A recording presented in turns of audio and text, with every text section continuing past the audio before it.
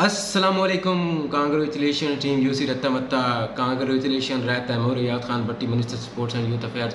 आप सबका बहुत बहुत शुक्रिया, आपने इस इवेंट को कामयाब करवाया। मैं बहुत बहुत मुबारकबाद पेश करना चाहता हूँ यूसी रत्ता मत्ता की टीम को, जिन्होंने इस इवेंट का टाइटल अपने नाम किया, और ये बहुत एक काबिल फ़ख्र बात है हमारे लिए।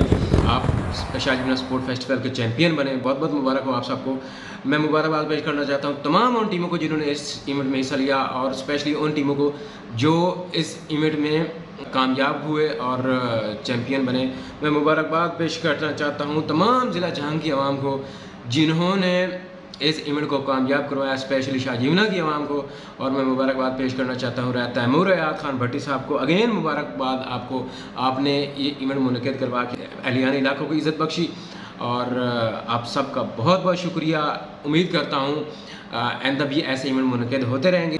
बहुत बहुत शुक्रिया।